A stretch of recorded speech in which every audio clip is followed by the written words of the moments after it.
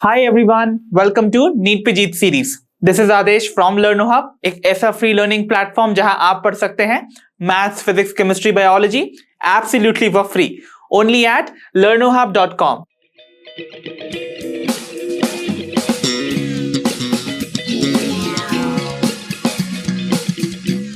तो बच्चों, आज के सेशन में हम कवर करने जा रहे हैं the must practice questions from the chapter biomolecules.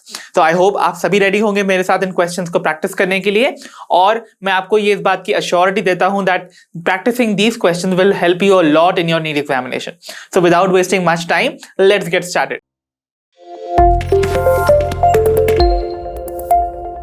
तो आइए बच्चों, बिगिन करते हैं हमारे आज के सेशन की पहली प्रॉब्लम के साथ, that says the biomolecules with molecular weight less than dash are called micromolecules. यानी कि ऐसे बायोमोलिक्यूल्स जिनका कि जिनको हम बुलाते हैं माइक्रोमोलिक्यूल्स, उनका मॉलिक्यूलर वेट इनमें से दी हुई किस वैल्यू से कम होना चाहिए। सो हमारे ऑप्शंस हैं, option A 80 dalton, option B 800 dalton, option C 1800 dalton, या option D 10,000 dalton. So I hope आप सभी को याद होगा, माइक्रोमोलिक्यूल्स वो बायोमोलिक्यूल्स होते थे जिनका वेट मॉलिक्यूलर वेट लाया करता था बिटवीन 18 टू 800 डाल्टन, यानी कि उनकी मैक्सिमम लिमिट जो होती है वो वेट की, that should be 800 dalton. So their molecular weight should be less than 800 dalton. So the correct option is going to be option B. तो चलिए बच्चों, बढ़ते हैं अपनी प्रॉब्लम नंबर 2 पे, और ये क्वेश्चन हमसे बोल रहा है to choose the incorrect statement. तो दी हुई इन स्टेटमेंट में से हमको फाइंड करना है इनकरेक्ट स्टेटमेंट। तो चलिए एक एक करके सारे ऑप्शंस को देख लेते हैं। ऑप्शन ए में जो स्टेटमेंट हमको दे रखी है, that says weight of the small amount of fresh living tissue is called the wet weight. That's perfectly true, right. यानी कि किसी भी अगर हम स्मॉल टिश्यू जो कि लिविंग टिश्यू है उसका वेट लेते हैं, ओके, तो that is representing the wet weight, okay. और अगर इसको हम ड्राई कर देते हैं then it represents the dry weight, ठीक है। तो ये वाली स्टेटमेंट इज परफेक्टली करेक्ट, इसलिए इस ऑप्शन को कर दीजिए eliminate, because we have to find the incorrect statement, ठीक है। ओके, ऑप्शन बी में बोला जा रहा है acid soluble pool contains polysaccharides, nucleic acids and lipids. तो यानी कि polysaccharides, nucleic acids and lipids जैसे मैक्रोमोलिक्यूल्स आपको देखने को मिलते हैं in the acid soluble pool. क्या ये स्टेटमेंट करेक्ट है? No, this is the wrong statement and this is what we had to find. So this is going to be our correct option. See, आपको पता है ना, जितने भी macromolecules हैं, so उसमें लिपिड्स, अगर आप बात करें प्रोटीन्स, कार्बोहाइड्रेट्स या न्यूक्लिक एसिड्स की, they are going to be present in the acid insoluble pool. इसका मतलब ये स्टेटमेंट है incorrect and hence is the correct option, ठीक है। बाकी के दो ऑप्शन भी हम देख लेते हैं। ऑप्शन सी में बोला जा रहा है analysis of the chemical compounds of a living tissue gives us an idea about the organic and the inorganic constituents of a cell। तो यानी कि अगर हम किसी भी लिविंग टिश्यू के केमिकल कंपाउंड्स का एनालिसिस करते हैं तो हमें पता चलता है कि उस पर्टिकुलर टिश्यू में कौन से ऑर्गेनिक और इनऑर्गेनिक कॉन्स्टिट्यूएंट्स है। तो ये स्टेटमेंट भी परफेक्टली करेक्ट है, हेंस इसको भी कर दीजिए एलिमिनेट। एंड लास्टली अगर हम ऑप्शन डी को देखें, composition of a living tissue can be determined by the elemental analysis. Definitely elemental analysis से हमें पता चलता है कि उस पर्टिकुलर लिविंग टिश्यू के अंदर कौन कौन से एलिमेंट्स प्रेजेंट हैं, हेंस उसका कॉम्पोजिशन हम डिटरमिन कर सकते हैं। दैट इज व्हाई ये वाली स्टेटमेंट भी होगी परफेक्टली करेक्ट, हेंस इस ऑप्शन को भी हम करेंगे eliminate. So hence our correct option would be option B over here. तो आइए बच्चों, अब हम डिस्कस करते हैं अपनी प्रॉब्लम नंबर 3 को, और क्वेश्चन नंबर 3 हमसे बोल रहा है which among the following correctly represents the chemical nature of a carbohydrate. तो यानी कि इनमें से दिए हुए कौन सा ऑप्शन जो है वो एक कार्बोहाइड्रेट के केमिकल नेचर को करेक्टली रिप्रेजेंट कर रहा है। सो हमारे ऑप्शंस हैं, option A polyesters, option B polyethers, option C polyhydroxy acids, या ऑप्शन डी पॉलीहाइड्रोक्सी एल्डिहाइड्स और कीटोन्स। तो बच्चों याद कीजिए, हम बात कर रहे हैं ऑब्वियसली ऑफ कार्बोहाइड्रेट्स। तो कार्बोहाइड्रेट्स आर पॉलीसैकेराइड्स जो कि होते थे long chains of sugars. So sugars का अगर हम कॉम्पोजिशन बताते हैं, केमिकल कॉम्पोजिशन, तो हम कहते थे देवर पॉलीहाइड्रोक्सी कार्बोनाइल्स। दैट मीन्स ऐसे कंपाउंड जिनके पास आपको मल्टीपल हाइड्रोक्सिल ग्रुप देखने को मिलते थे, hence they were polyhydroxy, and carbonyl यानी कि they are going to possess the carbonyl groups. कौन कौन से होते हैं carbonyl groups? They are ketones and aldehydes. That means our correct option here would be option D, polyhydroxy aldehydes and ketones, right? इसीलिए हम sugars को कहते थे, डिपेंडिंग अपॉन कि कौन सा उसमें एल्डिहाइड या कीटोन ग्रुप प्रेजेंट है, हम कहते थे कि वो दो टाइप की हो सकती हैं। तो शुगर जो हैं वो बेसिकली आपको दो कैटेगरीज में देखने को मिलती हैं. One is called the aldose sugar and the other is called the ketose sugar. So aldose sugar is definitely going to possess the aldehyde group, ठीक है, और कीटोज is going to possess the ketone group, ठीक है. So aldose या कीटोज में एक चीज और कॉमन रहेगी, that they are going to have multiple hydroxyl groups, इसीलिए we call it polyhydroxy, ठीक है. So the correct option here is going to be option D. तो आइए बच्चों डिस्कस करते हैं अपनी प्रॉब्लम नंबर 4 को, that says inulin is a polymer of. तो inulin जो कि याद कीजिए एक पॉलीसैकेराइड है, वो इनमें से किसका पॉलीमर है. सो ऑप्शंस हैं हमारे, option A glucose, option B fructose, option C mannose या ऑप्शन डी राइबोज.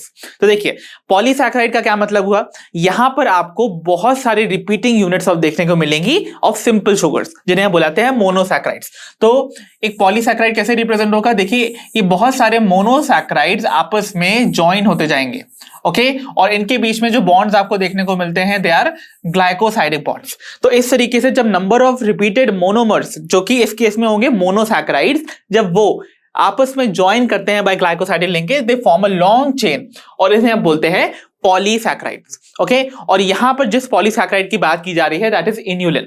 तो इन्यूलिन जो है वो जिस रिपीटिंग मोनोमर्स से मिलकर बना है they are fructose, okay. So fructose जो कि क्या है, एक मोनोसैकेराइड है, वो बार बार आपस में ज्वाइन होती जा रही है by glycosidic bonds to form this long chain of the polysaccharide called inulin. So the correct option would be option B fructose in this case, okay. तो आइए बच्चों डिस्कस करते हैं अपनी प्रॉब्लम नंबर 5 को, that says which among the following helical structures of starch enables it to be identified using the iodine solution. तो starch के structure का हेलिकल फॉर्म, इनमें से कौन से स्ट्रक्चर का हेलिकल फॉर्म जो है वो स्टार्च को एबिलिटी देता है कि वो आइडेंटिफाई हो सके यूजिंग द आयोडीन सोल्यूशन, ठीक है. सो आप सभी को याद होगा स्टार्च की प्रेजेंस को हम डिटेक्ट करते हैं बाय दी आयोडीन टेस्ट, है ना. तो आयोडीन सॉल्यूशंस की ड्रॉप डालते हैं और आपको कुछ कलर चेंज नजर आता है. तो वो जो एबिलिटी है कलर चेंज होने की, वो स्टार्च के कौन से स्ट्रक्चर वो उसको एबिलिटी प्रोवाइड करेगा. तो हमारे ऑप्शन है option A primary structure, option B secondary, tertiary या फिर finally option D quaternary. So देखिए याद है आप सभी को, मैंने आपको बताया था स्टार्च के केस में आपको जो उनका सेकेंडरी स्ट्रक्चर देखने को मिलता था वो कुछ ऐसा हेलिकल सा स्ट्रक्चर होता था, यानी कि इसे स्पाइरली अरेंज्ड है, ओके. और इन स्पाइरल्स में एंट्रैप हो जाते थे द आयोडीन मॉलिक्यूल्स. तो आयोडीन मॉलिक्यूल्स का entrapment inside these loops of the helical structure or the helical structure of the secondary starch, वो इनका इंटरेक्शन जो है वो एक कलर रिलीज करता है या रेडिएट करता है, that is the blue colour, okay. तो ये जो ब्लू कलर है इसका इंडिकेशन, आपको ये क्लियर इंडिकेशन मिलता है दैट दिस पर्टिकुलर सैंपल जो आप एनालाइज कर रहे हो उसमें स्टार्च प्रेजेंट है, बिकॉज वो ब्लू कलर आता ही आयोडीन के इंटरेक्शन से है with the secondary structure of the starch. That means the correct option here would be option B. तो आइए बच्चों डिस्कस करते हैं अपनी प्रॉब्लम नंबर 6 को, that says which among the following statements regarding glycogen is incorrect. यानी कि glycogen से रिलेटेड इनमें से कौन सी स्टेटमेंट इनकरेक्ट है उसे हमें करना है आइडेंटिफाई. सो हमारे ऑप्शंस हैं, option A it represents the stored form of glucose in the plants. क्या ये स्टेटमेंट करेक्ट है? नहीं, यही वो स्टेटमेंट है जो कि गलत है, बिकॉज जो ग्लाइकोजन होता है वो ग्लूकोज के स्टोर्ड फॉर्म को रिप्रेजेंट करता है in case of animals, right. आपको याद होगा प्लांट्स के केस में रिजर्व फूड आपको स्टार्च देखने को मिलता है, दैट मींस वो रिप्रेजेंट करता है the stored form of glucose. इसका मतलब यही वो ऑप्शन है that is conveying a wrong statement, और यही हमारा करेक्ट ऑप्शन होने वाला है, ठीक है. बाकी की स्टेटमेंट भी चेक कर लेते हैं. लाइक ऑप्शन बी में हमसे बोला जा रहा है it is a branched polymer of glucose, that's perfectly correct. ये एक ब्रांच्ड पॉलीमर है ग्लूकोज का. देन ऑप्शन सी में बोला जा रहा है in glycogen the right end is reducing while the left end is non reducing, that's perfectly correct. जो राइट एंड होता था, मैंने बोला था R for right R for reducing, तो आप उसको रिलेट कर सकते हैं. और साथ ही साथ जो नॉन रिड्यूसिंग एंड है वो आपको लेफ्ट साइड में देखने को मिलेगा. सो ये स्टेटमेंट भी परफेक्टली करेक्ट है. देन अगर हम बात करें ऑप्शन डी की, सो it represents the stored form of glucose in animals, ये वो करेक्ट स्टेटमेंट थी, इसलिए ये सारी स्टेटमेंट जो है वो करेक्ट होने की वजह से कर दीजिए eliminate. Hence the correct option would be option A. तो आइए बच्चों देखते हैं अपनी प्रॉब्लम नंबर 7 को, that says which among the following pairs is incorrectly matched.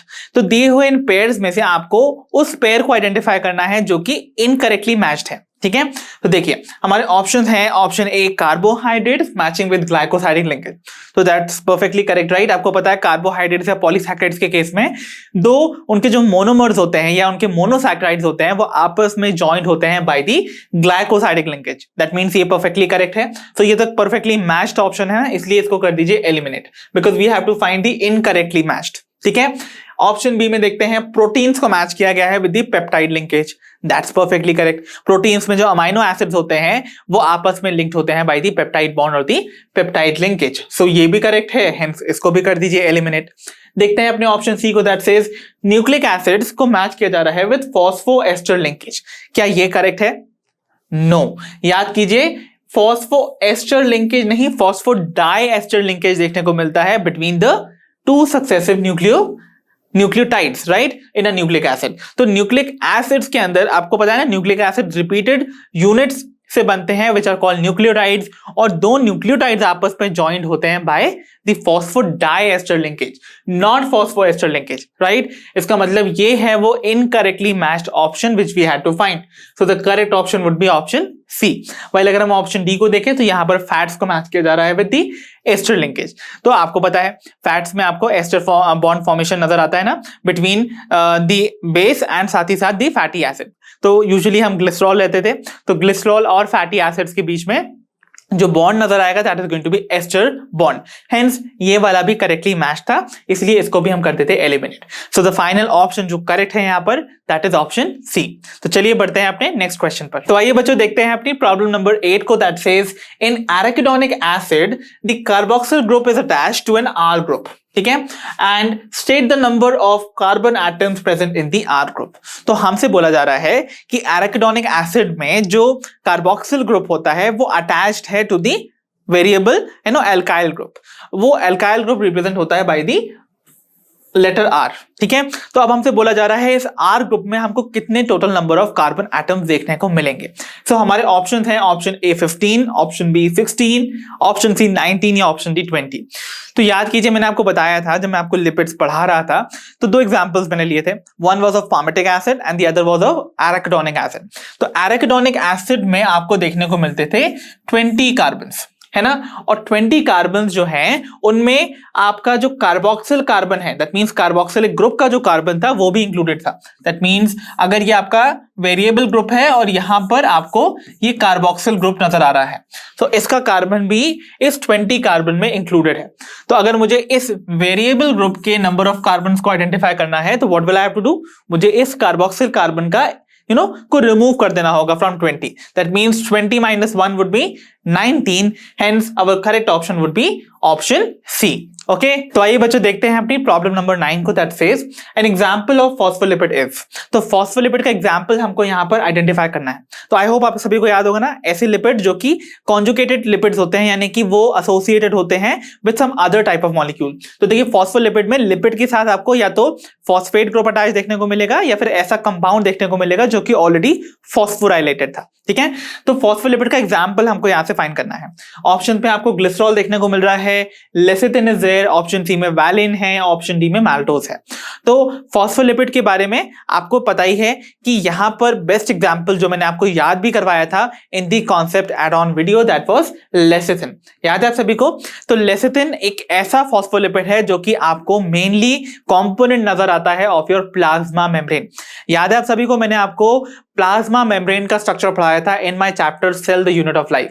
तो आई हैड टोल्ड यू वहां पर जो आपको प्लाज्मा मेम्ब्रेन का स्ट्रक्चर देखने को मिलता है that is a phospholipid bilayer, यानी कि आपको फॉस्फोलिपिड्स की दो लेयर देखने को मिलती हैं एंड उनमें जो मेजर आपको फॉस्फोलिपिड देखने को मिलेगा that is going to be lecithin. और लेसिथिन का एक और नाम है that is we also represent this by the name phosphatidyl choline. Okay, तो फॉस्फेटिडाइल कोलिन या लेसिथिन जो है they are the important constituent of the plasma membrane, ठीक है। And another important thing is आप इस लेसिथिन वर्ड को relate कर सकते हैं with the word yolk, because आप यूजुअली आगे भी पढ़ेंगे जब हम योग की फॉर्मेशन में देखते हैं या योग के साइज के बेस पे भी हम एग्स को डिवाइड करते हैं या उनको कैटेगराइज करते हैं, तो we use the word lecithal. सो देखिए, लेसिथिन वर्ड आप एग योग से रिलेट कर सकते हैं, एंड आपको इसीलिए सिंस ये फॉस्फोलिपिड एग की योग भी देखने को मिलता है, तो ये भी आपको याद रखना पड़ेगा that it is found in the egg yolk, and साथ ही साथ this is also seen in the brain. So lecithin is going to be the correct option. While अगर हम remaining options की बात करें तो glycerol is a simple lipid, while valine is an amino acid और maltose जो है वो एक disaccharide है. Okay, so it is a sugar, not a lipid. Hence the correct option would be option B. तो आइए बच्चों देखते हैं अपनी problem number 10 को, that says the most abundant protein in the animal world and whole biosphere respectively are. तो यानी कि सबसे अबंडेंट प्रोटीन जो आपको एनिमल वर्ल्ड में देखने को मिलता है, एंड देन सेकेंडली आपको जो देखने को मिलता है इन दी होल बायोस्फीयर, वो कौन कौन से हैं, तो respectively we have to tell. Okay, so options है हमारे, option A elastin and rubisco, option B rubisco and collagen, option C collagen and elastin, या option D collagen and rubisco. तो सबसे पहले हमसे बोला गया है to find the most abundant protein in the animal world. तो एनिमल वर्ल्ड में सबसे अबंडेंट एंजाइम वाज कोलेजन। याद है कोलेजन जो कि फाइब्रस प्रोटीन है। So collagen is one. Then secondly we have whole biosphere में, तो होल बायोस्फीयर में जो सबसे अबंडेंट प्रोटीन है दैट इज रूबिस्को। सो यहां पर कोलेजन शुड कम फर्स्ट, तो collagen and then followed by rubisco would be the correct option. तो रूबिस्को के बारे में भी मैं आपको बता दूं, इसको हम डिटेल में तब स्टडी करेंगे जब हम अपना chapter photosynthesis in higher plants को टेकअप करने वाले हैं। So rubisco stands for ribulose bisphosphate carboxylase oxygenase, यानी कि बेसिकली इसका काम है कार्बोक्सिलेशन ऑफ अ शुगर जिसका नाम है राइबोलोज बिसफॉस्फेट, एंड ये सबसे अबंडेंट एंजाइम है in the entire biosphere. Okay, so the correct option here is going to be option D. तो आइए बच्चों देखते हैं अपनी प्रॉब्लम नंबर 11 को, that says the positional information about the amino acid in a protein is given by. तो यानी कि एक अमाइनो एसिड की क्या पोजीशन एक प्रोटीन के अंदर, वो आपको इनमें से कौन से स्ट्रक्चर से देखने को मिलती है in case of a protein. So our options are option A secondary structure, option B quaternary structure, option C tertiary structure, या option D the primary structure. So correct option would be option D primary structure. याद है आप सभी को, primary structure जो है सबसे lowest level of protein organization है, जहां पर आपको इमेजिन करना होता है that the protein is a straight line, और स्ट्रेट लाइन में आपको अमाइनो एसिड जो है वो अटैच नजर आते हैं like this. Okay, so they are all going to represent the amino acids और सीक्वेंशियली अरेंज होते हैं। तो जो लेफ्ट मोस्ट साइड होता है this represent the first amino acid. Okay, और ये एक्चुअली रिप्रेजेंट करता है दी एन टर्मिनल, क्योंकि अमाइनो एसिड्स का जो अमाइनो ग्रुप है that is going to be present on this side. Okay, and जो लास्ट अमाइनो एसिड होगा this is going to contain the carboxyl group, hence इसको हम बुलाते हैं C terminal. Okay, so this is the C terminal, और यहां पर आपको जो लास्ट अमाइनो एसिड है वो देखने को मिलेगा। ओके, सो देखिए यहां पर जो अमाइनो एसिड्स हैं वो लीनियर सीक्वेंस में अरेंज्ड है। तो आप मान सकते हैं पहले जो अमाइनो एसिड है सपोज वो वैलिन है, दूसरा ग्लूटामिक एसिड है, ओके, हो सकता है तीसरा आपका हिस्टिडीन हो, ओके, देन वी हैव हो सकता है सिस्टीन हो। इस तरीके से आप देख सकते हो कैसे डिफरेंट अमाइनो एसिड जो है वो एक लीनियर चेन में one after the another joined by the peptide bond वो आपको नजर आ रहे हैं। सो इस तरीके से आप किसी भी प्रोटीन में एक अमाइनो एसिड की पोजीशन को डिटरमिन कर सकते हैं using the primary structure.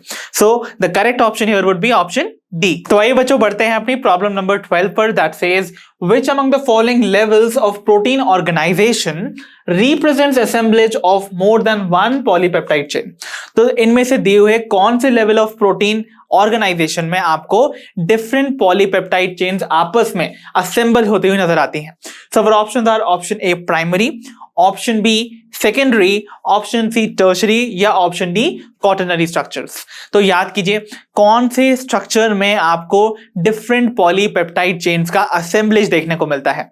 So that was seen in the case of quaternary structure. So the correct option here would be option D quaternary structure. इसका एग्जांपल बेस्ट आपको जो बताया गया था दैट वाज दी हीमोग्लोबिन, है ना। तो haemoglobin के केस में आप देखोगे वहां पर जो उसका ग्लोबिन वाला पार्ट है that is composed of 4 polypeptide chains, जिनमें से 2 कहलाती हैं द अल्फा सब यूनिट्स एंड 2 कहलाती हैं द बीटा सब यूनिट्स। ओके, सो अगर मैं इसको रिप्रेजेंट करूं तो देखिए आपको कैसे नजर आएगा। तो ये रिप्रेजेंट हो रही हैं 2 अल्फा पॉलीपेप्टाइड चेन जिन्हें हम बोलते हैं अल्फा सब units. Okay, so this is 1 and this is the second. And यहां पर आपको नजर आ रही है द बीटा पॉलीपेप्टाइड चेन, जैसे हम बुलाते हैं the beta subunit. Okay, so these are the 4 polypeptide chain जो कि आपस में असेंबल करके फॉर्म कर रही हैं the quaternary structure of the haemoglobin. So ये हैं the beta chains and the red ones are going to represent the alpha chains. So 2 alpha and 2 beta subunits मिलकर बनाते हैं the structure of the haemoglobin. Hence वो represent कर रहा है the assemblage of more than 1 polypeptide chain that is representing the quaternary structure. So the correct option is option D. तो आइए बच्चों अब हम बढ़ते हैं अपनी प्रॉब्लम नंबर 13 पर that says which among the following represents the combination of a nitrogenous base with a sugar. तो यानी कि एक नाइट्रोजनस बेस के कॉम्बिनेशन विद अ शुगर, इनमें से कौन सा स्ट्रक्चर जो है वो रिप्रेजेंट कर रहा है। तो नाइट्रोजनस बेस का शुगर के साथ कॉम्बिनेशन क्या फॉर्म करता था, पहले तो ये याद कीजिए। तो नाइट्रोजनस बेस जब एक शुगर के साथ कंबाइन करता है तो वो बनाता था the structure called nucleoside. Okay, that means हमको इन ऑप्शंस में से आइडेंटिफाई करना है एक न्यूक्लियोसाइड को। ओके, तो न्यूक्लियोसाइड इनमें से कौन सा है। तो option A is adenosine, option B is uridylic acid, option C cytosine या ऑप्शन डी गोनाइलिक एसिड। तो हमारा करेक्ट ऑप्शन इनमें से कौन सा होने वाला है।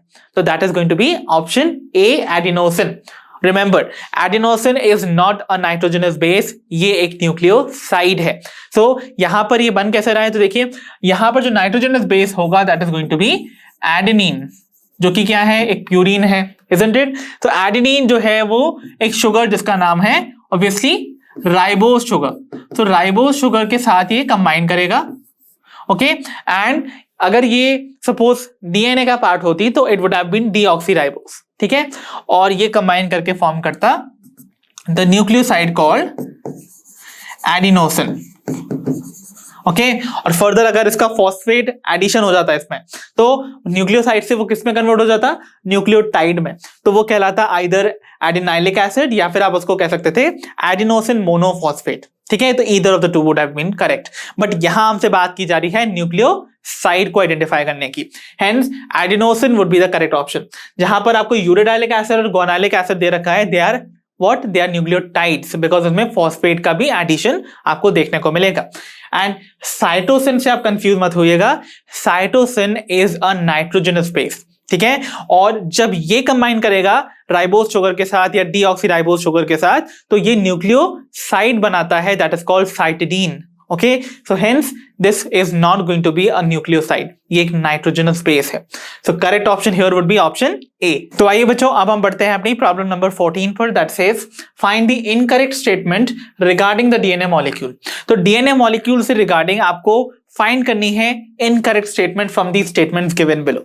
सो हमारी पहली स्टेटमेंट है backbone of DNA is composed of sugar and phosphate. तो क्या ये स्टेटमेंट करेक्ट है? यस, ये स्टेटमेंट करेक्ट है। अगर हम डीएनए को ना एक लैडर की तरह कंसीडर करते हैं, आपको पता है ना डीएनए जो है वो डबल हेलिकल स्ट्रक्चर शो करता था, जहां पर 2 एंटी पैरेलल स्ट्रैंड्स जो है वो आपस में ज्वाइंट है by the bonding called the hydrogen bond between the nitrogenous basis. तो देखिए अगर मैं इसको एक लैडर कंसीडर करूं तो आपको ये साइड जो रेल्स देखने को मिल रही हैं ये बनती हैं of the sugar and phosphate. So ये जो साइड रेल्स हैं they are sugar plus phosphate. Okay, तो शुगर प्लस फॉस्फेट जो है वो एक्चुअली इस लैडर का बैकबोन बन रहा है, ठीक है।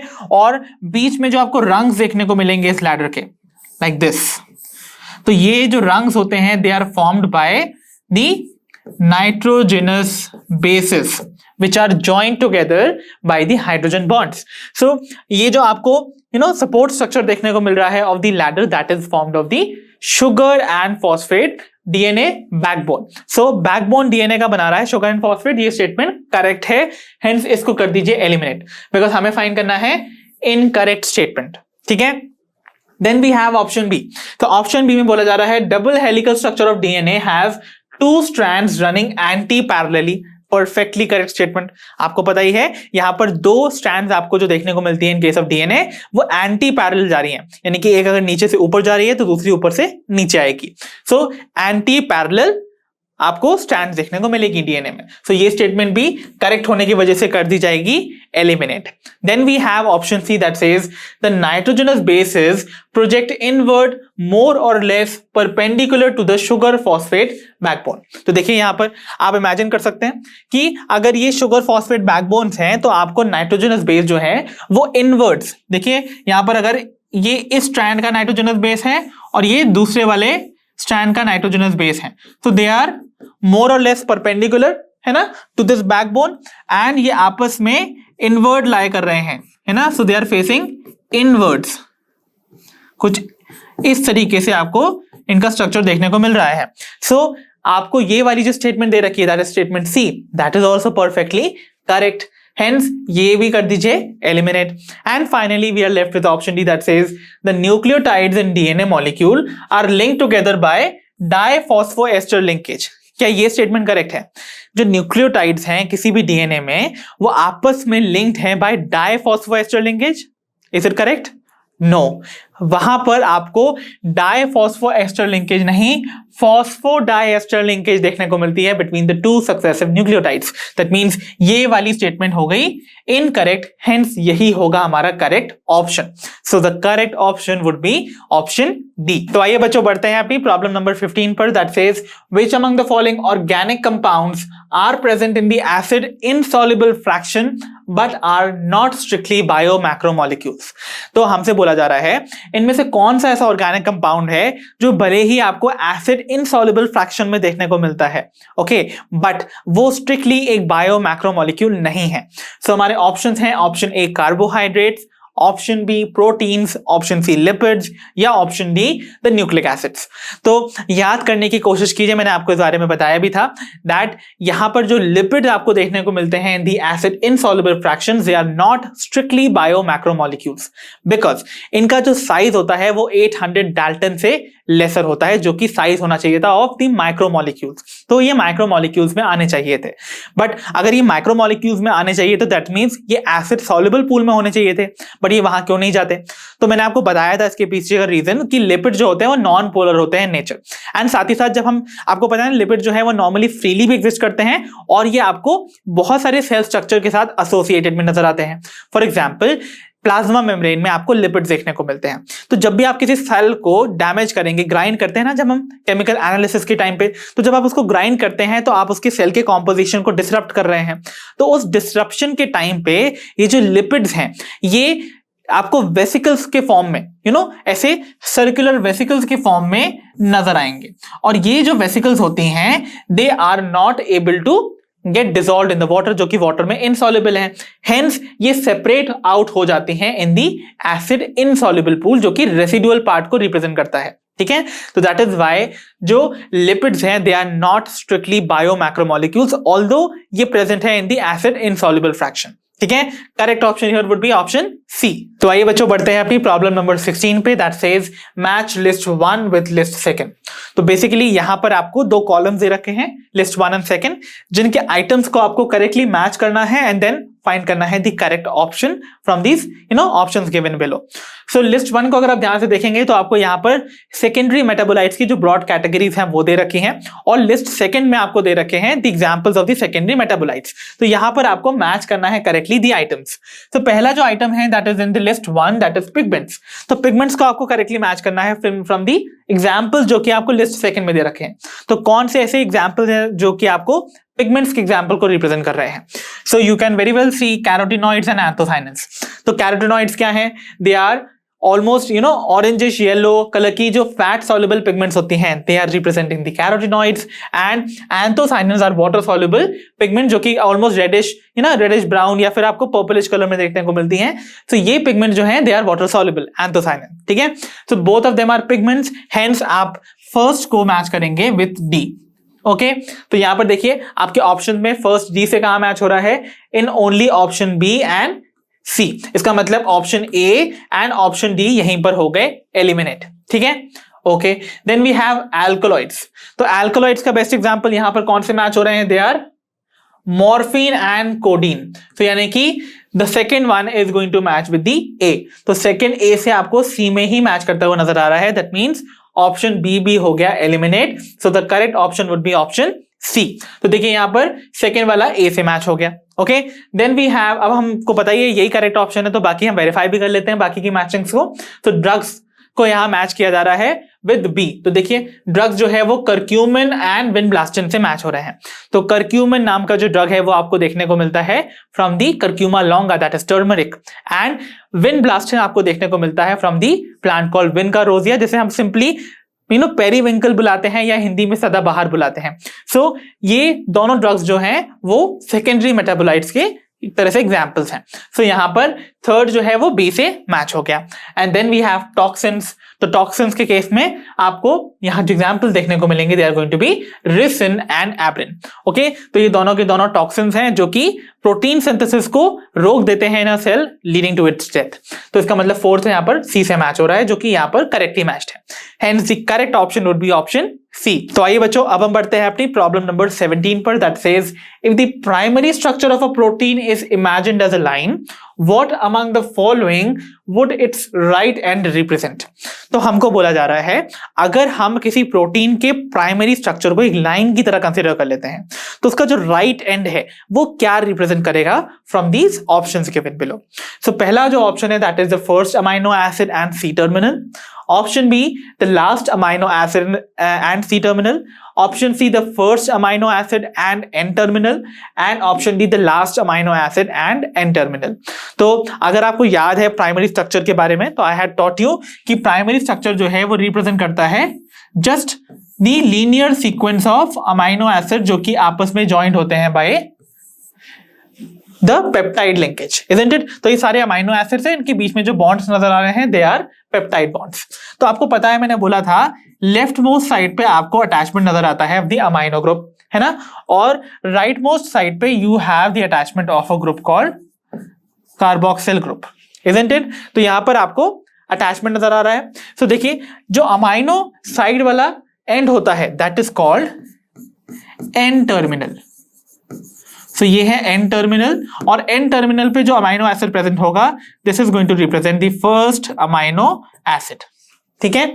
और जो आपका लास्ट अमाइनो एसिड यहां देखने को मिल रहा है वो होगा toward the right most side, तो this is going to represent the C terminal, because यहां पर कौन सा ग्रुप आपको देखने को मिलेगा, that is the carboxyl group, isn't it. And यहां पर जो अमाइनो एसिड आपको देखने को मिल रहा है that is last amino acid. So इनमें से कौन सा कॉम्बिनेशन आपको यहां देखने को मिल रहा है, दैट इज ऑप्शन बी में देखिए the last amino acid and the C terminal, जो कि रिप्रेजेंट कर रहा है the right end of the primary structure of that protein. So hence the correct option would be option B. तो चलिए बच्चों बढ़ते हैं अपनी प्रॉब्लम नंबर 18 पर, that says match the items of column 1 with column 2 and choose the correct answer.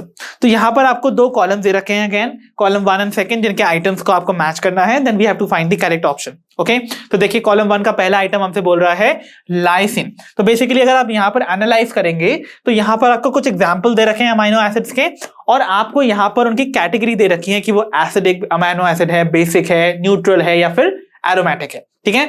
तो हमको उनको करेक्टली मैच करना है। तो when we talk about lysine, तो लाइसिन याद कीजिए मैंने आपको बताया था लाइसिन एंड आर्जिनिन जो हैं they are the two basic amino acids. तो इसका मतलब lysine is going to match with option D हो भैया।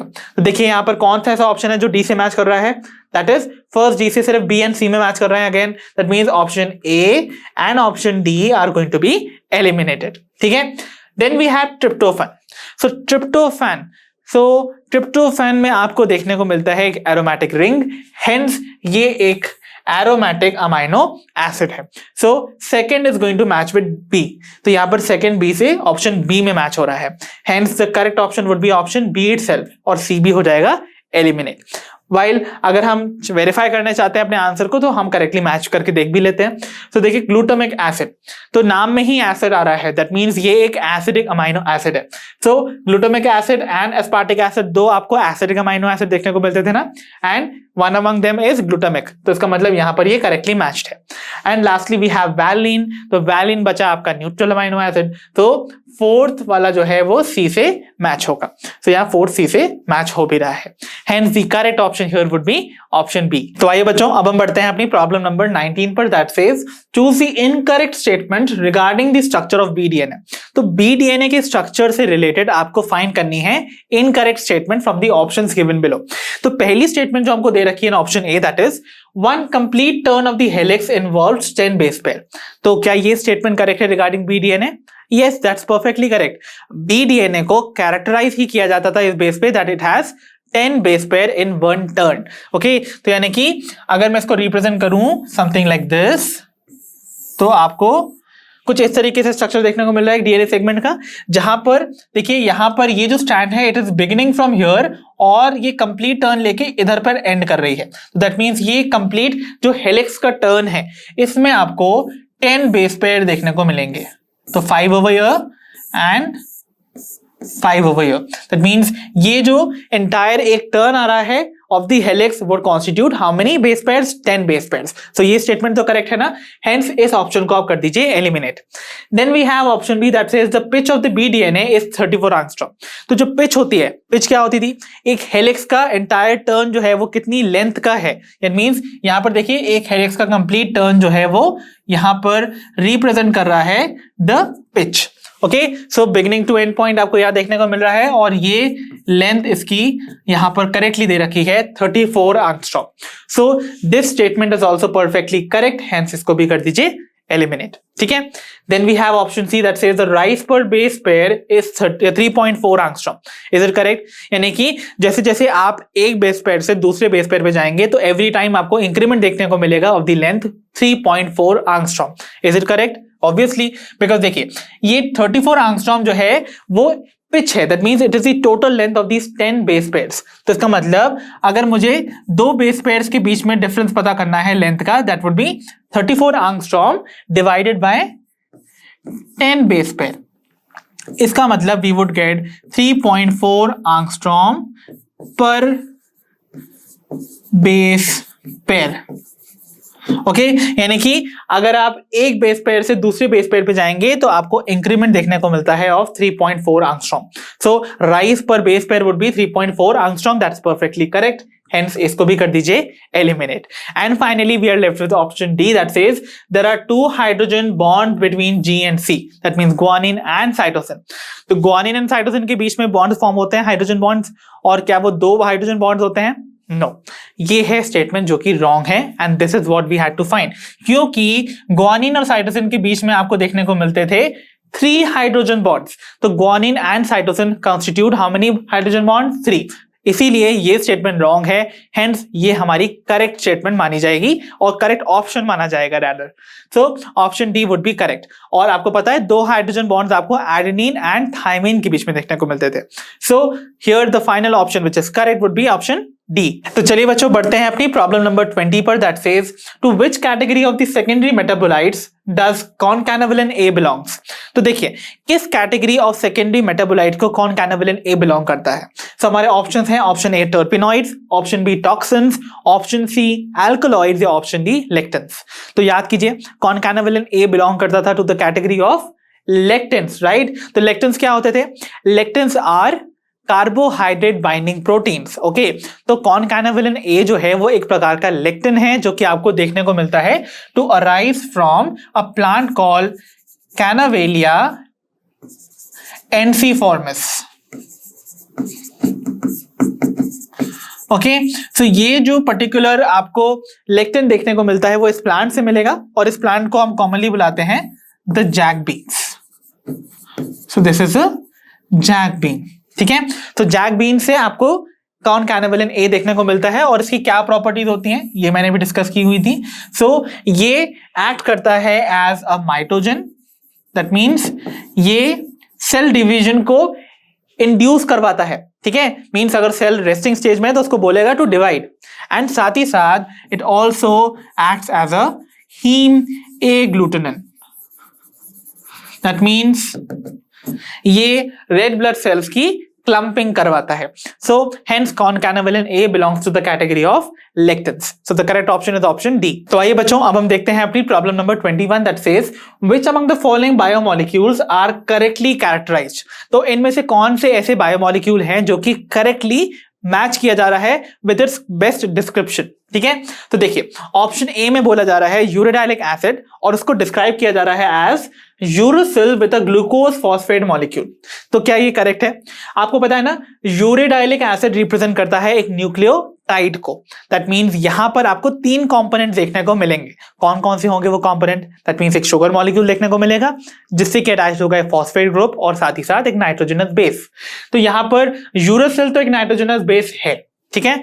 शुगर भी आपको यहां पर ग्लूकोज दे रखी है और साथ ही साथ फॉस्फेट का अटैचमेंट भी बताया जा रहा है। तो क्या ये करेक्टली मैच्ड है? नो। रिमेंबर मैंने आपको बोला था जो शुगर प्रेजेंट होती है in case of the nucleic acid वो एक पेंटोज शुगर है, दैट इज राइबोस, ओके, जो कि आरएनए के केस में it is obviously ribose sugar, because वहां पर यहां पर बात भी यूरेडाइलिक एसिड की जा रही है, that means uracil is going to be the nitrogenous base जो कि आरएनए में देखने को मिलता था। तो इसलिए sugar would be ribose sugar not glucose, ठीक है। और अगर डीएनए होता तो डीऑक्सीराइबोस होती। तो कैसा अटैचमेंट देखने को मिलता है आपको? यहां पर एक पेंटोज शुगर से अटैचमेंट नजर आता है आपको एक नाइट्रोजनस बेस का, एंड एक तरफ आपको अटैचमेंट नजर आता है ऑफ द फॉस्फेट ग्रुप। सो इस टाइप का अटैचमेंट नजर आता, वो रिप्रेजेंट करता यूरेडाइलिक एसिड को। अगर यहां पर नाइट्रोजनस बेस होता यूरोसिल, तो यूरोसिल तो प्रेजेंट है, साथ ही साथ फॉस्फेट भी प्रेजेंट है, बट यहां पर sugar should have been ribose, okay. Hence uracil with a ribose phosphate would have been the better description for uridylic acid। इसका मतलब ये वाला incorrectly characterized molecule है, hence इसको कर दीजिए eliminate, ठीक है। Then we have option B that is arginine. So arginine को मैच किया जा रहा है with it contains more carboxyl group than amino groups. क्या ये करेक्ट है? सो देखिए आपको पता है आर्जिनिन एक प्रकार का अमाइनो एसिड है और ये amino acid basic amino acid है। मतलब यहां पर आपको पता है ना कि अमाइनो एसिड को अमाइनो एसिड क्यों बुलाते हैं? क्योंकि इसमें अमाइन ग्रुप प्रेजेंट होता है और साथ ही साथ acid group that is carboxyl group present होता है। तो अगर एक amino acid basic amino acid की तरह बिहेव कर रहा है तो इसका मतलब उसमें वो वाला फंक्शनल ग्रुप जो कि बेसिक कैरेक्टर प्रोवाइड करता है दैट इज अमाइनो ग्रुप, वो ज्यादा प्रेजेंट होगा इन नंबर देन दी कार्बोक्सिल ग्रुप जो कि एसिडिक नेचर प्रोवाइड करता है। सो यहां पर जो कार्बोक्सिल ग्रुप है बोला जा रहा है it is more than the amino group. तो ये क्या करेक्ट होगा? नॉट एट ऑल, बिकॉज आपको पता है जो बेसिक नेचर होता है अमाइनो ग्रुप को प्रोवाइड करने का काम करता है अमाइनो ग्रुप, ओके। तो अमाइनो ग्रुप ज्यादा होगा तभी तो आपका अमाइनो एसिड जो है वो बेसिक होगा, isn't it? क्योंकि अमाइनो ग्रुप ही बेसिक कैरेक्टर प्रोवाइड करता है, कार्बोक्सिल ग्रुप प्रोवाइड करता है एसिडिक कैरेक्टर। तो इसका मतलब अगर acidic character I mean carboxyl group अगर ज्यादा होते तो amino acid should have been acidic, ठीक है। तो वहां पर एसिडिक का एग्जांपल होना चाहिए था, बट बेसिक का है, हेंस ये ऑप्शन हो गया एलिमिनेट, ठीक है। Then we have option 3 that is palmitic acid, okay. तो पामेटिक एसिड एक अनसैचुरेटेड फैटी एसिड है जिसमें कि 18 कार्बन एटम देखने को मिल रहे हैं इंक्लूडिंग दी कार्बोक्सिल कार्बन। क्या ये करेक्ट है? नो ना। I had taught you palmitic acid में आपको देखने को मिलते थे 16 carbon atoms including the carboxyl group. तो इसका मतलब ये वाला स्टेटमेंट या जो डिस्क्रिप्शन है of the palmitic acid that is also wrong. Finally आपको पता चली गया होगा the correct option would be option D, because 3 तो हम ऑलरेडी एलिमिनेट कर चुके हैं। सो ऑप्शन डी में हमसे बोला जा रहा है लेसिथिन को मैच किया जा रहा है with a phosphorylated glyceride found in the cell membrane. That's perfectly correct. So lecithin के बारे में मैंने आपको बताया था ये एक फॉस्फोलिपिड है, that is why ये फॉस्फोराइलेटेड ग्लिसराइड है, because glyceride also represent the lipids. तो since इसमें फॉस्फेट प्रेजेंट है, hence it is a phospholipid, और ये आपको सेल मेम्ब्रेन में देखने को मिलता था ना, याद है? Majority of it constitute the cell membrane, और इसको मैंने क्या नाम से बुलाया था एक और नाम से? That was phosphatidyl choline. तो इसका मतलब lecithin is going to be a phospholipid जो कि सेल मेम्ब्रेन का एक इंटीग्रल कंपोनेंट है एंड ये बेस्ट कंपोनेंट या जो कॉम्बिनेशन है वो डिस्क्रिप्शन आपको देखने को मिल रहा है in option D. So the correct option is going to be option D over here. तो आइए बच्चों अब हम देखते हैं अपनी प्रॉब्लम नंबर 22 को that says which among the following sets contain all the 3 examples of polysaccharides. तो यानी कि दी हुए सेट में आपको कुछ 3 एग्जांपल दे रखे हैं और आपको फाइंड करना है उस सेट को जिसमें कि प्रेजेंट है तीनों के तीनों पॉलीसैकेराइड्स। ठीक है, तो आइए एक एक करके सारे ऑप्शन देख लेते हैं। ऑप्शन ए में हमारा जो पहला सेट है that contain starch, fructose and galactose. क्या ये तीनों के तीनों पॉलीसैकेराइड्स हैं? Starch is definitely a polysaccharide, आप जानते हैं, but fructose and galactose they are monosaccharides. तो इसका मतलब क्या हुआ, ये वाला स्टेटमेंट हो गया या ये सेट हो गया रॉन्ग। ठीक है, सो ऑप्शन बी में देखते हैं। We have cellulose which is a homopolymer of glucose, right. तो आपको पता है कि ये भी पॉलीसैकेराइड है। Starch and even glycogen both are its variant. इसका मतलब तीनों के तीनों are going to be the polysaccharide. Hence ये है वो करेक्ट सेट जिसमें कि तीनों पॉलीसैकेराइड के एग्जांपल मेंशन्ड है। वाइल अगर हम रिमेनिंग एग्जांपल देखें तो देखिए ऑप्शन सी में बोला जा रहा है starch then fructose again given. तो फ्रक्टोज तो एक मोनोसैकेराइड है ना, इसलिए ये ऑप्शन हो जाता है eliminate. And lastly we have glucose. So again glucose आप जानते हैं दिस इज अ मोनोसैकेराइड। साथ ही साथ माल्टोज जो कि डाइसैकेराइड है। इसका मतलब ये दोनों के दोनों मिलकर इस ऑप्शन को बना देते गलत। तो इसका मतलब correct option would have been option B. तो चलिए बच्चों अब हम बढ़ते हैं अपनी प्रॉब्लम नंबर 23 पर that says choose the incorrect statement from the following. तो दी हुई स्टेटमेंट में से आपको फाइंड करनी है रॉन्ग स्टेटमेंट। पहली जो स्टेटमेंट है that is the conversion of acetic acid into cholesterol is an example of an anabolic pathway. तो यानी कि एक एसिटिक एसिड का कोलेस्ट्रॉल में कन्वर्जन जो है क्या वो एनाबॉलिक पाथवे का एग्जांपल है। और एनाबॉलिक पाथवे को हम बायोसिंथेटिक पाथवे भी कहते हैं ना, बिकॉज आप जानते हैं यहाँ पर छोटे छोटे मॉलिक्यूल्स जो हैं वो आपस में ज्वाइन होकर बनाते हैं लार्जर मॉलिक्यूल्स। सिंस एसिड एक स्मॉलर मॉलिक्यूल है और कोलेस्ट्रॉल एक लार्जर मॉलिक्यूल है, तो डेफिनेटली कोलेस्ट्रॉल का formation from acetic acid is an example of biosynthetic pathway या फिर एनाबॉलिक पाथवे। इसका मतलब option A is going to be perfectly correct in its literal meaning. तो इसका मतलब स्टेटमेंट तो करेक्ट है बट ऑप्शन हो गया incorrect because we have to find incorrect statement वाले ऑप्शन को। ठीक है, so option A is going to be eliminated. ठीक है, देन अगर हम बात करें ऑप्शन बी के that is the conversion of glucose into lactic acid is in our skeletal muscles is an example of the catabolic pathway। तो glucose का pyruvic acid में कन्वर्जन होना हमारी स्केलेटल मसल्स में, ओके, मसल फैटिक के बारे में आपने सुना होगा, इवन हम आगे भी डिस्कस करेंगे जब हम अपना चैप्टर मूवमेंट्स एंड लोकोमोशन को स्टडी करेंगे। तो you will get to know कि वहां पर कैसे एनारोबिक रेस्पिरेशन या एनारोबिक कंडीशंस के अंदर जो ग्लूकोज है उसका एनारोबिकली ब्रेकडाउन होता है इनटू 3 कार्बन एटम्स कंपाउंड जिसे हम बुलाते हैं लैक्टिक एसिड, और वो लैक्टिक एसिड जो है वो एक्यूमुलेट हो जाता है in the muscles causing muscle fatigue. So वो हम बाद में देखेंगे। तो क्या ये एग्जाम्पल होता है कैटाबॉलिक पाथवे का? तो यस डेफिनेटली, बिकॉज ग्लूकोज आप जानते हो एक 6 कार्बन कंपाउंड है और उसका ब्रेकडाउन हो जा रहा है into 2 molecules of the 3 carbon compound जिन्हें हम बुलाते हैं लैक्टिक एसिड। तो इसका मतलब ये इसमें ब्रेकडाउन हुआ ना इस मॉलिक्यूल का, तो ब्रेकडाउन जहां इन्वॉल्व होता है that represents a catabolic pathway या फिर डिग्रेडेशन पाथवे। तो ये स्टेटमेंट भी परफेक्टली करेक्ट है, हेंस इसको भी कर दीजिए एलिमिनेट। ठीक है, then we have option C that is biosynthetic pathway requires energy while degradation pathways release energy. क्या ये स्टेटमेंट करेक्ट है? यस, बायोसिंथेटिक पाथवे यानी कि एनाबॉलिक पाथवे जिसमें कि बिल्डिंग अप हो रहा है of a larger molecule from small molecule, उसमें एनर्जी जो है वो कंज्यूम होती है, दैट मींस एनर्जी जो है वो रिक्वायर्ड होती है। ठीक है, एंड जहां पर कैटाबॉलिक पाथवे होता है या डिग्रेडेशन होता है किसी भी सब्सटेंस का, तो वहां पर एनर्जी लिबरेट की जाती है बिकॉज उस लार्जर मॉलिक्यूल को जब तोड़ा जाता है ना, तो उस लार्जर मॉलिक्यूल के अंदर जितनी भी एक्स्ट्रा एनर्जी थी वो लिबरेट होती है। So it represents that the energy is release during the degradation pathway. तो ये वाली स्टेटमेंट भी परफेक्टली करेक्ट है, हेंस ये स्टेटमेंट भी कर दीजिए eliminate. Now you are left with only one option that is option D, and वही करेक्ट होने वाला है, बट इसको भी हम समझ लेते हैं। तो ऑप्शन डी जो है जिसमें बोला जा रहा है the flow of metabolites through metabolic pathways do not have any definite rate and direction, क्या ये स्टेटमेंट करेक्ट है? No, not at all.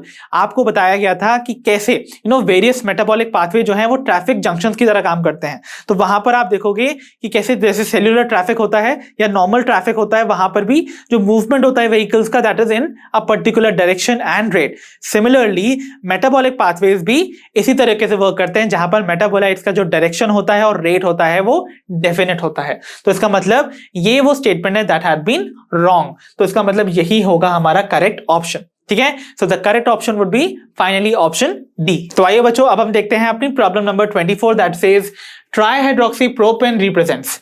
तो ट्राइहाइड्रोक्सीप्रोपेन एक्चुअली किसका एक बेसिक अनदर नेम है। सो हमारे ऑप्शन है, option A glyceraldehyde, option B glycerol, option C glyceride या ऑप्शन डी ग्लिसरेट।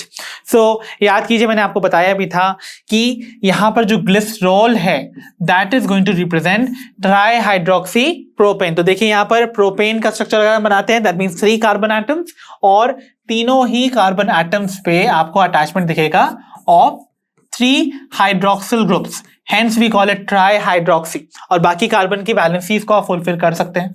तो यहां पर आपको कुछ इस तरीके का स्ट्रक्चर देखने को मिलेगा।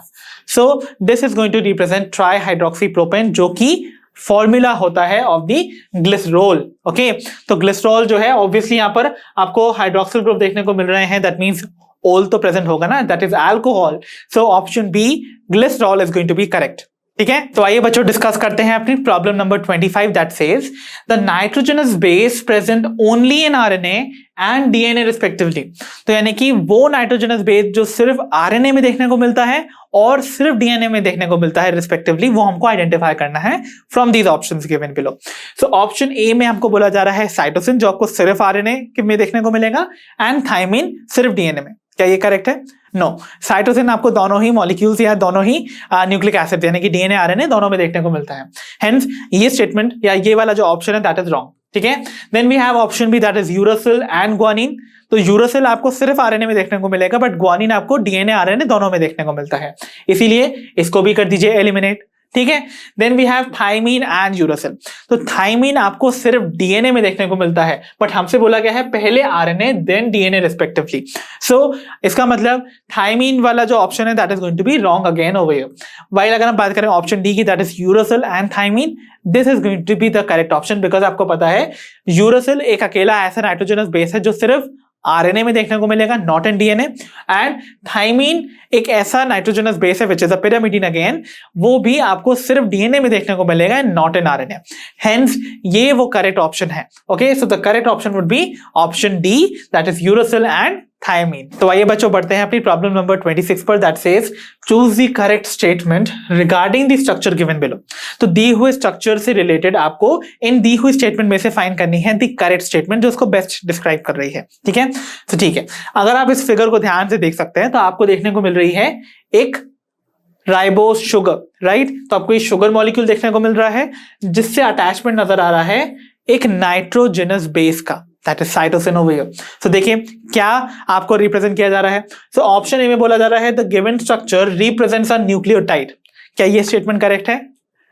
नो, ये स्टेटमेंट है रॉन्ग। ओके, बिकॉज यहां आपको फॉस्फेट का अटैचमेंट देखने को नहीं मिल रहा है। सी इस पे आपको 5 प्राइम एंड पे, दैट मींस यहां पे देखिए 1 2 3 4 5th, तो 5th कार्बन पे आपको देखना चाहिए था द फॉस्फेट ग्रुप। इसका मतलब यहां पर सिंस फॉस्फेट की एडिशन नहीं है, दैट मींस ये न्यूक्लियोटाइड नहीं है, this is a nucleoside, because यहां पर शुगर एंड नाइट्रोजनस बेस अकेला प्रेजेंट है। तो इसका मतलब ये स्टेटमेंट हो गई इनकरेक्ट। ठीक है, ऑप्शन एलिमिनेटेड। ऑप्शन बी में चलते हैं, that is it possess a purine nitrogenous base. तो यानी कि यहां जो नाइट्रोजनस बेस प्रेजेंट नजर आ रहा है, क्या वो एक प्यूरिन है?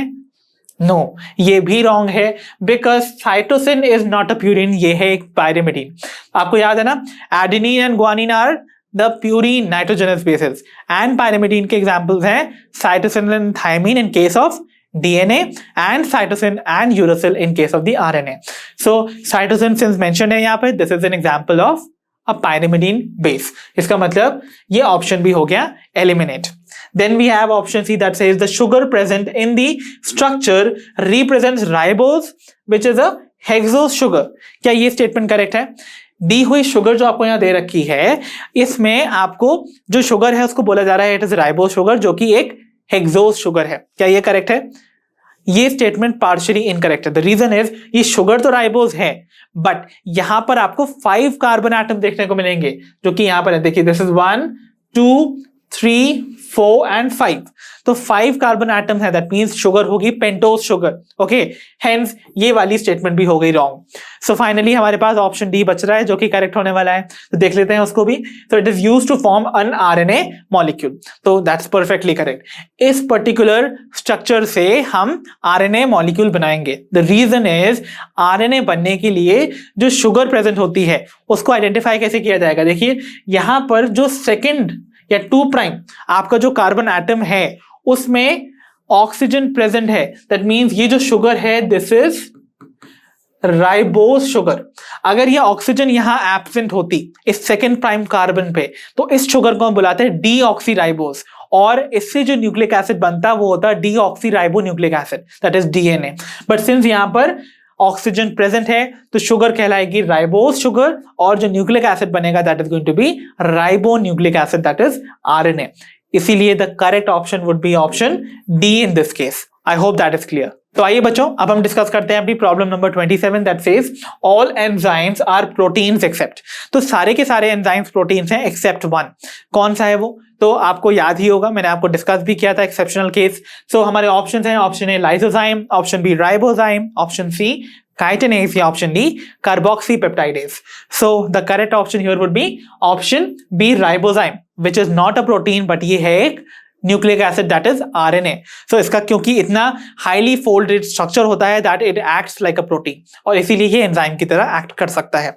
So the correct option would be option B. तो आइए बच्चों, अब हम देखते हैं अपनी प्रॉब्लम नंबर 28 को, that says an active site in an enzyme is a crevice or a pocket into which the substrate fits.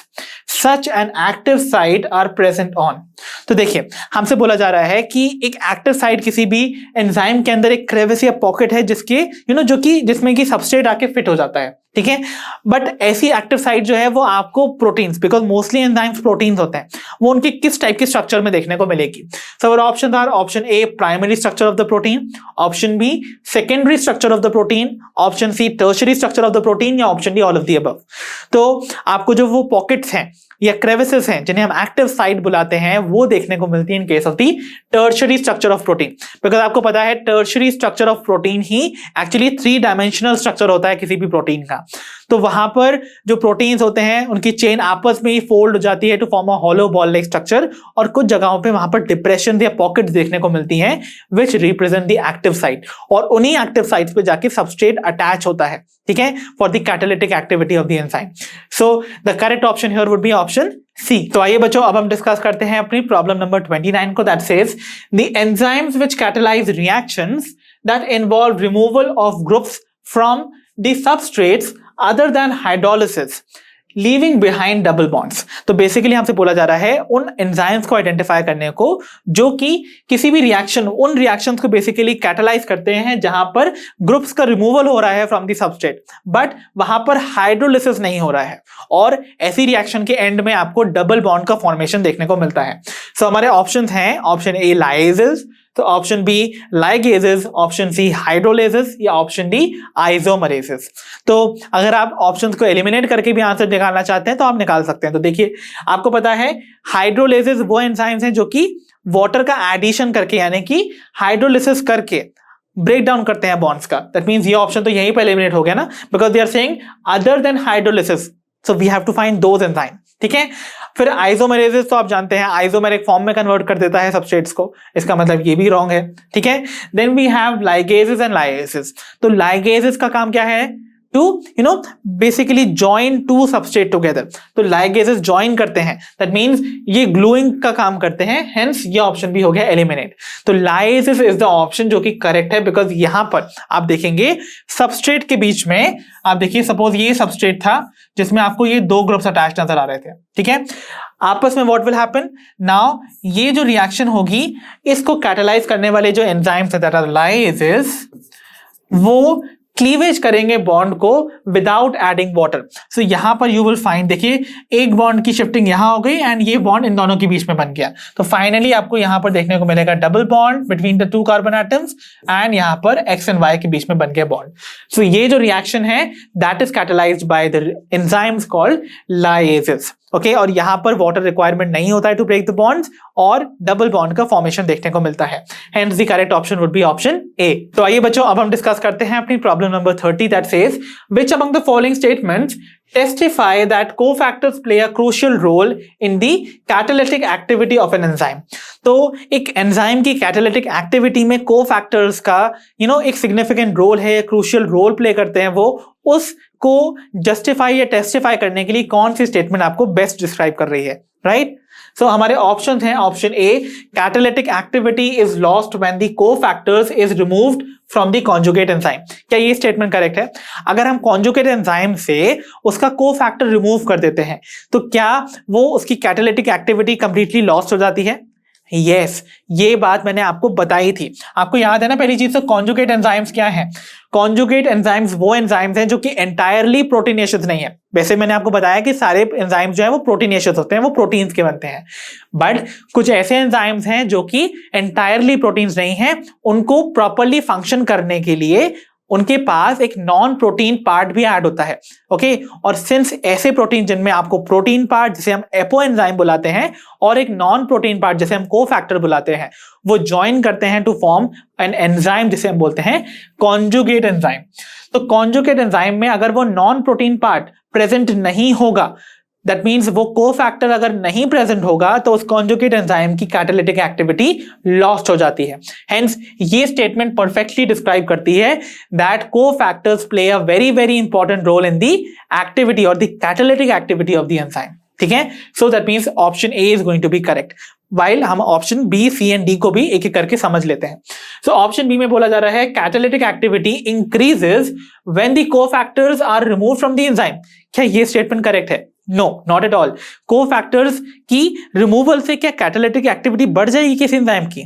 No, they are in fact ये वो ऐसे सब्सटेंसेस हैं या स्ट्रक्चर्स हैं जो कि उस एंजाइम की कैटालिटिक एक्टिविटी को बढ़ाते हैं। दैट मीन्स बेसिकली अगर कोफैक्टर्स प्रेजेंट ही नहीं होंगे तो एंजाइम्स नॉन फंक्शनल रह जाते हैं। उनकी फंक्शनैलिटी को गेन करने के लिए they have to have cofactors. So ये स्टेटमेंट हो गई रॉन्ग, हेंस इस ऑप्शन को हम कर सकते हैं eliminate. Then we have option C that says coenzymes are also organic compounds and their association with the apoenzymes is permanent. तो बोला जा रहा है कि कोएंजाइम्स जो हैं वो ऑर्गेनिक कंपाउंड्स हैं, परफेक्ट, और इनका जो एसोसिएशन होता है विद द एपोएंजाइम, तो एपोएंजाइम क्या है? It is a protein part of the enzyme. ठीक है, तो इस प्रोटीन पार्ट से इनका जो एसोसिएशन होता है कोएंजाइम का वो परमानेंट होता है। नो, ये स्टेटमेंट टोटली रॉन्ग है। आपको पता है कोएंजाइम्स में जो अटैचमेंट होता है इनका with the protein part that is only transient, यानी कि टेम्पररी होता है, not at all permanent। इसका मतलब ये ऑप्शन हो गया wrong and hence can be eliminated। And finally option D में बोला जा रहा है cofactors serve as the proteinaceous component of an enzyme that provide functionality to the non-functional enzyme।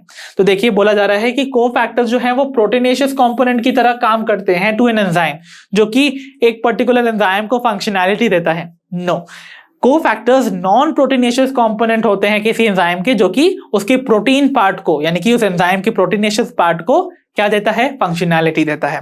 So it does not represent proteinaceous part, it represents the non proteinaceous component. इसका मतलब ये वाली statement भी रॉन्ग थी। तो correct option कौन सा हुआ? Option A. ओके, तो आइए बच्चों अब हम देखते हैं problem number 31 that says prosthetic groups are organic compounds that are tightly bound to the apoenzyme. One such example is heme, which is the prosthetic group of the enzyme। तो हमसे बोला जा रहा है prosthetic groups बेसिकली वो organic compounds हैं जो कि apoenzyme, which is the protein part of the conjugate enzyme ना। तो प्रोटीन पार्ट जो होता है दैट इज एपोएंजाइम से टाइटली बाउंड होने वाला ऑर्गेनिक कंपाउंड होते हैं प्रोस्थेटिक ग्रुप। और वन सच एग्जांपल आपको देखने को मिलता है दैट इज हीम। तो बोला जा रहा है ये जो हीम नाम का प्रोस्थेटिक ग्रुप है वो इनमें से किस एंजाइम को बिलोंग करता है? So our options are option A peroxidase and ligase, option B ligase and catalase, option C peroxidase and catalase, या option D peroxidase and carboxypeptidase. तो याद करने की कोशिश कीजिए, मैंने आपको बताया हुआ है कि हीम जो है वो प्रोस्थेटिक ग्रुप होता है in case of the enzyme peroxidase and catalase. याद है आप सभी को peroxidase एंड कैटालेज नाम के एंजाइम्स आपको कहाँ देखने को मिलते थे? मैंने अपने पिछले chapter cell the unit of life में पढ़ाए थे आपको माइक्रोबॉडीज, जिनमें से one such microbody was peroxisomes. तो पेरोक्सिसोम्स में peroxidase नाम का एंजाइम होता था जो कि ऑर्गेनिक कंपाउंड जैसे कि यूरिया एंड अमाइनो एसिड्स को कन्वर्ट कर देता था या ब्रेक डाउन कर देता था इनटू हाइड्रोजन पेरोक्साइड, जो कि टॉक्सिक होती थी। और उस हाइड्रोजन पेरोक्साइड को फर्दर ब्रेक करने का काम करता था दी एंजाइम कैटालेज, जो कि उसको ब्रेक करने के बाद वाटर और ऑक्सीजन में कन्वर्ट कर देता था। That means peroxidase and catalase जो जिनके पास हीम प्रेजेंट है as the prosthetic group, they are present inside the peroxisome, जो कि एक माइक्रोबॉडी है। सो आपस में इन कॉन्सेप्ट्स को कोरिलेट करना भी सीखिए आप, ठीक है? तो the correct option would be option C in this case. तो आइए बच्चों बिगिन करते हैं अपनी प्रॉब्लम नंबर 32 के साथ, that says inhibition of the activity of enzyme succinate dehydrogenase by malonate is an example of. यानी कि मैलोनेट नाम के ऑर्गेनिक कंपाउंड की वजह से एक एंजाइम जिसका नाम है सक्सिनेट डिहाइड्रोजनेज, इस एंजाइम की एक्टिविटी का इनहिबिट हो जाना या फिर बंद हो जाना, वो इसका एग्जाम्पल है। तो हमारे ऑप्शंस हैं, option A non competitive inhibition, option B competitive inhibition, option C allosteric inhibition, या option D negative feedback mechanism. तो आप सभी को इसका आंसर पता होगा, that is competitive inhibition.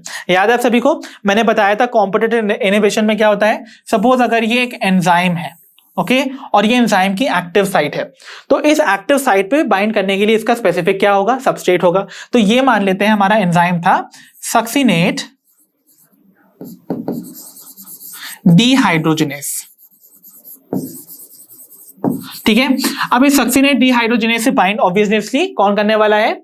Succinate नाम का सब्सटेंस। और सक्सिनेट या सक्सिनिक एसिड जो है वो इससे इसका सब्सटेंस जो है वो सबस्ट्रेट वो इस तरीके से आपको रिजेंबल किया जा रहा है, जो कि जाके इस साइट पे बाइंड होना चाहिए था।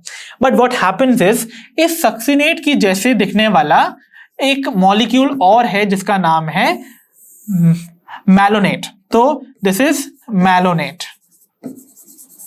तो ये जो मैलोनेट है ना, सिंस ये इसकी तरह रिजेंबल करता है, ये इस ओरिजिनल सबस्ट्रेट की तरह एक्ट करेगा और साथ ही साथ इस सबस्ट्रेट से क्या करेगा? कंपीट करेगा to bind to the active site of this enzyme, जिसकी वजह से ये मैलोनेट जो है वो सिंस अगर बाइंड हो जाता है इस पर्टिकुलर एंजाइम के साथ, तो वो क्या कर रहा है? इसकी एक्टिविटी को इनहिबिट कर देता है। तो ये जो इनहिबिशन हुआ ना, वो कॉम्पिटिटिव इनहिबिशन है, क्योंकि यहां पर सबस्ट्रेट और जो इनहिबिटर है वो आपस में क्या कर रहे हैं? कॉम्पिटिशन कर रहे हैं to bind to the active site of this enzyme. Okay, hence the example would be of competitive inhibition. So the correct option is option B. तो आइए बच्चों देखते हैं अपनी problem number 33, that says the essential chemical components of many coenzymes are. तो बहुत सारे coenzymes के केस में एक बहुत ही एसेंशियल केमिकल कंपोनेंट आपको में से कौन सा देखने को मिलता है? तो option A minerals, option B ions, option C vitamins, या ऑप्शन डी प्रोटीन्स। तो इसके बारे में भी मैंने आपको बताया हुआ है कि आपको मोस्टली कोएंजाइम के केस में जो एसेंशियल केमिकल कंपोनेंट देखने को मिलता है, they are going to be vitamins. इसका बेस्ट एग्जांपल मैंने आपको दे रखा था ऑफ द कोएंजाइम NAD और NADP। ये आपको जो दो कोएंजाइम देखने को मिलते हैं ना, that is nicotinamide adenine dinucleotide या फिर निकोटिनामाइड एडेनिन डाइन्यूक्लियोटाइड फॉस्फेट। इन दोनों में आपको देखने को मिलता है एक विटामिन जिसे बुलाते हैं हम नियासिन, और सिंपली ये है विटामिन B3। ओके, तो इनका एसोसिएशन जो है वो आपको इन कोएंजाइम्स में देखने को मिलता है। सो कोएंजाइम्स से मोस्टली जो केमिकल कॉम्पोजिशन या कंपोनेंट देखने को मिलेगा essentially that would be of vitamins. So the correct option would be option C. तो आइए बच्चों अब हम देखते हैं अपनी problem number 34, that says choose the incorrect statement. Okay, so दी हुई स्टेटमेंट में से हमें फाइंड करनी है रॉन्ग स्टेटमेंट। तो पहली स्टेटमेंट है हमारी malonate is a competitive inhibitor of succinate dehydrogenase. ये तो आप जानते ही हैं, मैंने अभी डिस्कस किया है। दैट मींस पहली स्टेटमेंट करेक्ट है ना, बिकॉज मैलोनेट जो है वो इनहिबिटर का काम कर रहा है ऑफ सक्सिनेट डिहाइड्रोजनेज एंजाइम। ठीक है, सो ये स्टेटमेंट करेक्ट है, हेंस इसको कर दीजिए eliminate. Then we have option B that says addition of a lot of succinate does not reverse the inhibition of succinate dehydrogenase by the malonate. तो ये जो मैलोनेट है वो सक्सिनेट डिहाइड्रोजनेज को इनहिबिट करता है, ये आपको पता है। तो क्या हम इस रिएक्शन को रिवर्स कर सकते हैं by adding more succinate molecule, जो कि ओरिजिनल सबस्ट्रेट होता था। तो अगर हम सक्सिनेट मॉलिक्यूल को ज्यादा ऐड करते हैं तो ये रिएक्शन रिवर्स की जा सकती है, हेंस ये कंडीशन पॉसिबल है। बट यहां लिखा जा रहा है कि the condition does not gate reverse, यानी कि ये जो बाइंडिंग हुई है मैलोनेट की सक्सिनेट डिहाइड्रोजनेज के साथ, जिसकी वजह से इनहिबिशन हुआ है ऑफ द एंजाइम, वो रिवर्स नहीं की जा सकती है बाय एडिंग सक्सिनेट मॉलिक्यूल्स। तो ये स्टेटमेंट हो गई रॉन्ग और इसी को हमको करना था fine. So the correct option would be option B, right. अगर हम बात करें ऑप्शन सी एंड डी की, तो देखिए इसमें बोला जा रहा है ऑप्शन सी में substrate binds with the enzyme at its active site. तो आपको पता ही है ये वाली बात, सबस्ट्रेट जो है वो एंजाइम की एक्टिव साइट, जो वो पॉकेट्स और क्रेविसेस होती थी ना, उन्हीं में बाइंड करता है एंड वहीं पर कॉन्फर्मेशनल चेंज आता है। दैट मींस ये स्टेटमेंट भी करेक्ट है, इसलिए इसको हम कर देंगे एलिमिनेट, ठीक है। Then we have option D that says in non competitive inhibition the site of attachment of the substrate and the inhibitor probably is different। तो देखिए आपको पता है कि नॉन कॉम्पिटिटिव इनहिबिशन में जहां पर जो इनहिबिटर मॉलिक्यूल है वो सबस्ट्रेट से रिजेंबल नहीं करता है, वहां पर जो सबस्ट्रेट और इनहिबिटर दोनों की अटैचमेंट साइट है वो यूजुअली डिफरेंट होती हैं। सो ये स्टेटमेंट भी परफेक्टली करेक्ट है, हेंस इसको भी हम कर देते हैं eliminate. So final option which is correct would be option B. तो आइए बच्चों अब हम डिस्कस करते हैं हमारे आज के सेशन की लास्ट प्रॉब्लम को, which is problem number 35 that says a DNA segment has 50 guanine and 50 thymine nitrogenous bases। okay, और हमसे बोला जा रहा है what is the total number of nucleotides present in the DNA segment। ठीक है, तो इस क्वेश्चन में हमसे डिस्कस किया जा रहा है कि मान लीजिए एक DNA सेगमेंट है जहां पर आपको 50 ग्वानिन और 50 थाइमिन नाइट्रोजनस बेस देखने को मिल रहे हैं और आपको फाइंड करना है कि उस DNA सेगमेंट में टोटल कितने नंबर ऑफ न्यूक्लियोटाइड्स प्रेजेंट होंगे।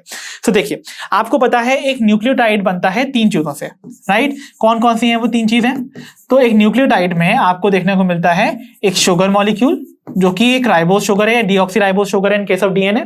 ओके, देन आपको देखने को मिलता है एक नाइट्रोजनस बेस एंड साथ ही आपको देखने को मिलता है एक फॉस्फेट ग्रुप। तो यानी कि नाइट्रोजनस बेस का कॉम्पोजिशन जो है वो एक ही है ना, यानी कि एक न्यूक्लियोटाइड में एक नाइट्रोजनस बेस देखने को मिलेगा। ठीक है, ओके। अब बोला जा रहा है कि आपके पास ग्वानिन प्रेजेंट है एंड थाइमीन प्रेजेंट है। ग्वानिन जो है उसके 50 मॉलिक्यूल्स हैं एंड थाइमिन के भी 50 मॉलिक्यूल्स हैं। तो आपको पता है कॉम्प्लीमेंट्री बेस पेयरिंग के हिसाब से ग्वानिन जो है वो पेयर करता है विथ साइटोसिन। तो अगर 50 ग्वानिन प्रेजेंट है तो ऑब्वियसली 50 साइटोसिन भी तो प्रेजेंट होंगे ना, तो यानी कि यहां पर 50 साइटोसिन प्रेजेंट है। ओवर हियर थाइमिन अगर 50 है तो ये पेयर करता है